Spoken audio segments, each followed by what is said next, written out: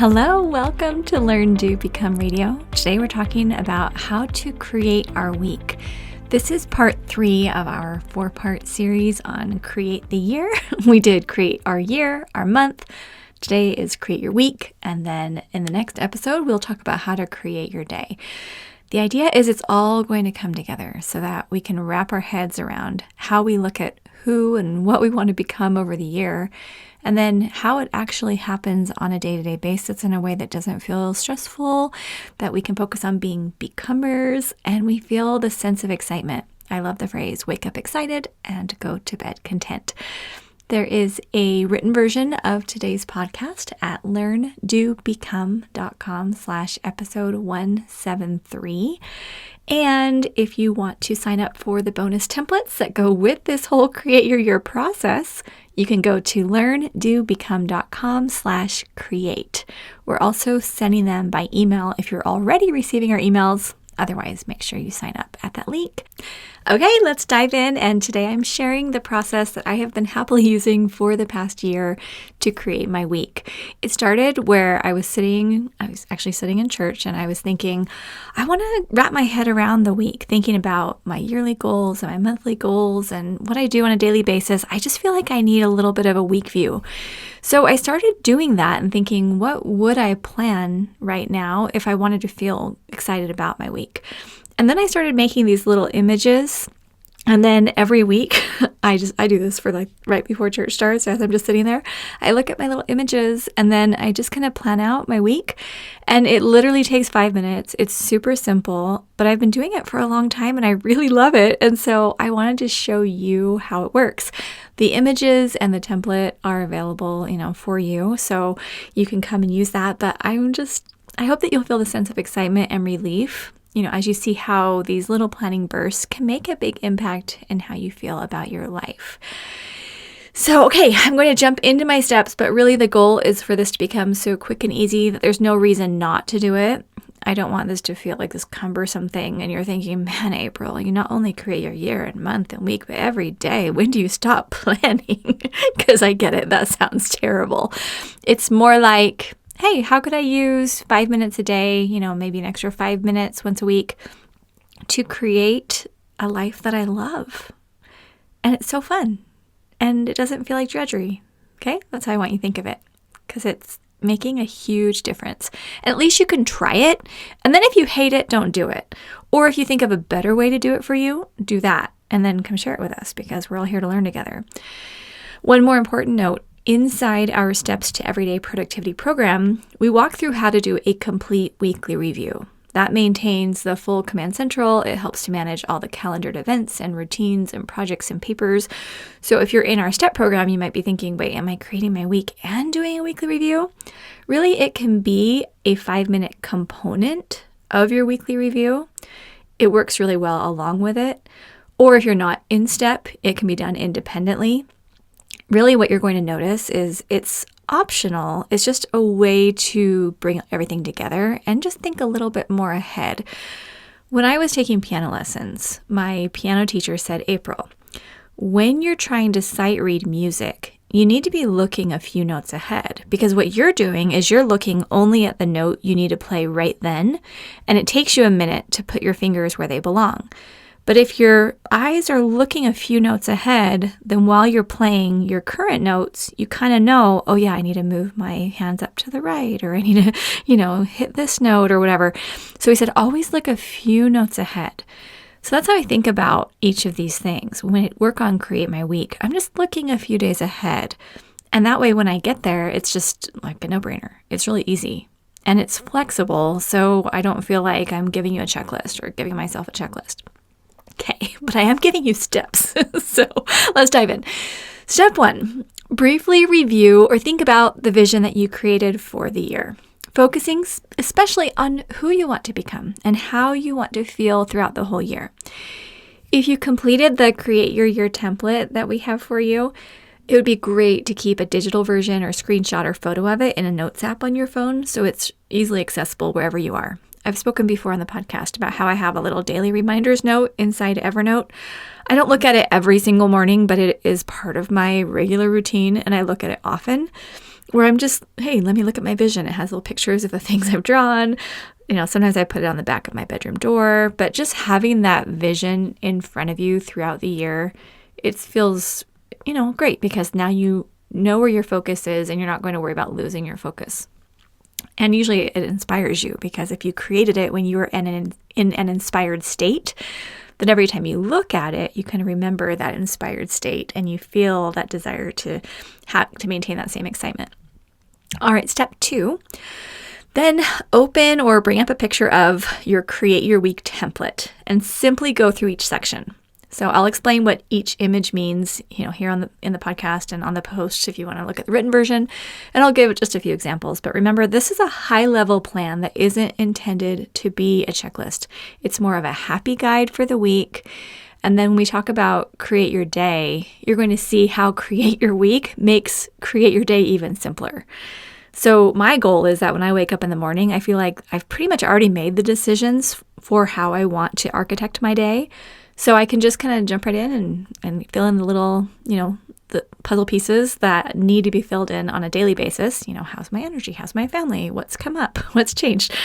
Because really the person I'm speaking to right now is someone who needs to be able to adapt. Typically, these are people who are very family-centered, who are volunteers in the community, who are in maybe support roles, whether inside of a family or in a profession, and you can't control every minute of every day. A lot of times I feel like the books I read or the instructions I get are from people who have total control over their life. And that's great, but sometimes it's really discouraging if you don't have full control over your life. Like, I'm a responsive kind of person right now. And so this way you can still create your, day, week, month, year, but you're creating it in a flexible way that still enables you to be that support. And that's why I get so excited about this. All right, so I'm going to just go through each of the images, and then you're also going to notice when we talk about Create Your Day, it's very similar. Like the images are mostly the exact same, just a few little tweaks. But this is our weekly vision, weekly view, weekly creation. So first there's a picture of a sun that represents my connection with my higher power. And again, if you're new to Learn, Do, Become, that's however you define it. Now, although I personally have a daily time for prayer and study, this is specifically for that weekly review. Is there a special place that I want to go this week? Maybe there's a worship service or an event, etc. Or is there an activity I want to do personally or with my family that will provide spiritual strength? Or is there a special book I want to read or service project that I believe will bring me closer to my higher power? So just a few examples, something like we have a temple that is available for us to have worship time in our specific religion. So I'd say I want to attend the temple with Eric. Or maybe I want to have a special family night lesson with Eric and Spencer. Or maybe I want to focus on increasing my faith in regards to the challenges I've been facing, in a specific area. So as I look at that weekly view, I'm thinking ahead how I'm going to feel closer to my higher power by the end of the week. Next, there's a picture of a book that represents personal learning. I like to think about the online courses that I have access to, the books I've checked out from the library, and any study topics that have been on my mind. So a few examples: practice Spanish at the English Connect class and with Spencer and Eric around the house. We volunteer on Sunday nights. It's a class called English Connect, and it's native Spanish speakers typically who are learning English, and then we just practice with them, and we love it so much. But I'm actually getting better at Spanish while I'm there because I'm trying to explain things in Spanish, and the instructor speaks in Spanish, and anyway, it's a win-win. I'm loving it. Also, I'm trying to listen to Spanish lessons on Wondrium. I use the Wondrium app. They've got several different Spanish classes, so it's great. I can just pop it in and listen, and they have you practice speaking out loud while you're listening. The third thing I added for personal learning is watch the master classes about sleep and leadership. I signed up for masterclass this year. I don't know if you've heard of it, but it's like, I think they have 180 plus different kind of classes and courses from specialists. Anyway, I'm really liking it. But there's one on sleep and one on leadership, and I'm doing both of those right now. Next picture is a dumbbell that represents exercise. So I like to take a moment to think about my physical health and my upcoming schedule, and then identify what a happy week of physical fitness would look like. Now, if there's a week where I'm really just needing a break, then I could say today or this week, I'm just going to walk. I'm going to maybe do some Pilates and just keep it simple. But maybe I might say, okay, I'm going to do 3 days of Caroline Girvan's Iron Series and 2 days of Pilates and walk Sunny daily. She usually gets 3 to 4 walks a day. I really find getting a lot of walking is good for both of us. Next, I have a picture of a dinner plate or a place setting that means the family meals. This is a really good time to think about our schedule for the week and how many nights we'll be eating at home and what ingredients we already have and what we could make for our dinners together. I might also plan to eat out one night, or we might just say everyone's going to fend for themselves. I call it the pick your own. We might do that for 2 to 3 nights. As a little PS, now that we only have one child at home, and since Eric and Spencer are both pretty easygoing when it comes to food, and since I eat differently than they do for the most part, I don't cook very often. I typically have a smoothie for dinner. I have like a protein shake that is like so good. It's like I'm so excited about it. But back when we had 6 of us in the household, we really did have more of a formal menu because we were making like a meal every night. We still kept it very simple. But now, I put just some example. Monday, pick your own. Tuesday, teriyaki chicken in a crock pot. Wednesday, fajitas. Thursday, also pick your own. Friday, takeout. Saturday, pick your own. If you're thinking, April, do you do any cooking? Hardly. That's okay. Not my thing. Maybe someday. All right, next I have a picture of several Z's representing sleep or rest schedule. So this is also a great chance to assess how you are doing sleep-wise. Are you getting to bed at a good time? Are you getting up at a good time? Are you making it a priority to have sufficient downtime during the day? I promise when you get good sleep, life just looks so much better. And that sleep class I'm taking on Masterclass, I have learned that even more. Sleep is, like, I can't even say how important it is. But anyone who's telling you, oh, you can just sleep later, like one of the key phrases that stood out in my Masterclass was, if you don't get at least 6 hours of sleep a night, like if you're limiting your sleep, you're also limiting your lifespan. That's just like proven. So when you are thinking about what time you should get to bed and what time you want to wake up, I would ask myself the question, do I want a long lifespan or do I want a short lifespan? Now, obviously that's up to you, but you actually can influence that by how much you sleep. You're going to influence your mental health. You're going to influence your physical health. You're going to have just a better perspective. It's so important. So anyway, I put, for example, make sure you go to bed by 10:30, and that means like eyes closed by 10:30, lights out, everything. And he also recommended trying 20-minute naps before 2 p.m. So instead of taking like a long nap in the afternoon, which I have often done, I'm trying to do a 20-minute nap early in the day because it takes the edge off, but then I still sleep really solid at night.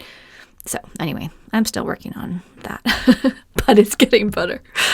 All right, next is a picture of balloons. I think this is my favorite. It represents something to look forward to. I like to look at the week's calendar and have at least one event or block of time schedule that feels like a treat. And maybe it's an afternoon at a bookstore or a fun date night or a phone call I schedule with a friend from college. And we're also in the Create Your Day resource going to have something you look forward to daily. It can be kind of a smaller thing. But just being able to look at the week and say, oh, we're going to do this on Friday night, or I can't wait to do this. There's something that it does that gives you a little lift. And then I have a little picture of a calendar that represents scheduled social events. Now, this might overlap with the balloons, or something to look forward to, but I like to think about the social needs of each of our family members and just see if there's anything that I'd like to schedule. I'm kind of the social coordinator in the family, and so I don't know if you have that role or not, but so I might say, okay, Friday night, Eric and I are going to be home. It'd be a great time for Spencer to have some friends over. Maybe we can, get a pizza and they can just hang out. Or we might invite another family over for dinner or dessert, or maybe a friend is having a birthday lunch, so I'm going to go to that. Or maybe there's a community service project and I think, okay, we're all going to go to that together and we're going to have social time. Because, if you find your family specifically has a tendency to just, hang out at home or not have a lot of great social connections, that's actually really important for our mental and long-term health as well. So anyway, I have that on there. Okay, next I have 2 little hearts, and this represents romance. I'm trying to think about this more often, like really deliberately, because it's so easy to let life take over, and then romance is an afterthought. And I want Eric to know that he's my number one. So I might just put a few examples in here, like lunch together Wednesday at his favorite restaurant. Or just keep my schedule kind of open Monday and Friday morning so we can just relax together. And he knows, I'm not just always running around checking off my list. Because I think that's one of the best ways to kill romance is if you're like, I'm too busy for you. And I've done that before. So I'm trying not to ever do that. We have balance, right? And then a third one I put on there is hide a couple of little notes around the house for him. Now for Eric, his love language is more quality time. And so I think writing notes is fun. So I do it more for maybe it's more my love language I'm trying to give to him. He probably doesn't care if I do that. But if I just have more time in my schedule that's just open to just even sit by him while I work, or just invite him more into my life and my thoughts. He loves that. He's so cute. So that's what I put down there. Then I have some smiley faces. This represents social connections. Again, maybe overlap with events that we already talked about. But that's okay if there's overlap. And if you're thinking, April, how many things do you review every week? This really, it goes fast. I'm taking some time to explain each one, but literally it's just 5 minutes. Hey, what can I do here? And I'm just jotting down things. It's super quick. But for those social connections, I just think about my personal social needs. Do I need more girl time? Or could I text a friend and just have some social conversation through text? Or maybe can I just make sure I get out a bit more this week? What could I do to have a little more social time? And then I have a picture of a current projects list. This is the last one, but this is deciding on next actions. So as part of our Steps to Everyday Productivity program, we create a fresh next actions list each week. You probably heard me talk about it a ton, where it's a weekly list organized by where you are when you're getting the tasks done. It's only 10-minute tasks on there, super simple. But this helps us to move forward on our current projects with bite-sized steps organized by, context like I described. And I just take a moment to look at my selected current projects for the month. So we talked about that, no more than 8, remember, in our monthly planning. But look at that and decide which of those you want to move forward this week. Because you don't have to move forward on all projects every week. You could say, okay, right now, say, let's really focus on Spencer's Eagle project this week, and then I'm going to work on getting ready for our family vacation afterwards. Or inside our business projects, I might say, okay, first let's fix this tech issue, and then I'll work more on the content for the site. So having just a moment to picture the week and how all the things I want to do can fold together feels really empowering. And if I ever have a week where my energy's low, or we're traveling to a conference, or an emergency comes up that needs my attention, none of these things stress me out. I just clear my week, and I know I'll think about it again the following week when I have bandwidth. So that's how I want you to feel. Like we've talked before, it's not like you're at the grocery store checkout and all these things are on a conveyor belt, and if you don't get to them, they're going to pile up. It's not like that. Think about it like the airport luggage rack. You don't get to it, it's okay. It's just going to come around again. No stress. So when you think about it like that, you don't feel that sense of pressure. You just think, oh, look at all these awesome options, and if I want to streamline them more, I can, but they're available for me. Okay, so that's step 2, is going through all those and doing the brainstorm. And then step 3, once I have a general brainstorm for the week, I plug things into my calendar and next actions list. So it just takes a couple minutes, honestly, as I've done it week after week. I am amazed at how everything folds into place. And certainly there are adaptations made. But the little images, for some reason, because they're pictures, and the fact I'm at least thinking about those areas of life that are important to me, it just ends up giving me a huge boost. So I hope this was helpful. Come to learndobecome.com/create to get your templates, and you'll see everything on one page. We have the becoming versus achieving worksheet on there, plus create your year, create your month, now create your week. And then next time we're going to add Create Your Day. It's a party. If you want to be part of our Arise discussion in January, you can interact with the community, with me and Eric and Team Learn, Do, Become, and create your unfailable resolutions. We're going to go deeper into this and have the conversations. If you want to do that inside of our Arise membership, we would love it. And you can learn more and sign up at learndobecome.com/arise.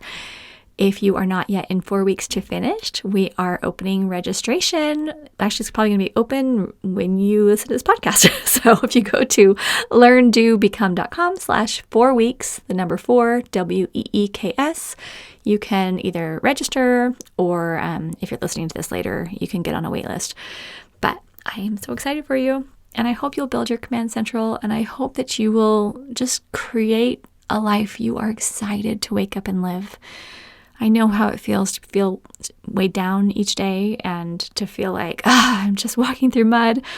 I've been doing a lot of work, inner work lately, and I'm feeling so much better. Like I'm not 100% there yet, but I'm, 85, feeling so good. I need to do like a whole podcast series or something on what I've been learning because I feel lighter. Anyway, I'm doing a lot better. Okay, sending lots of love. I hope this is helpful to you. I can't wait to hear how it goes for you as you create your week. And okay, love you. Bye.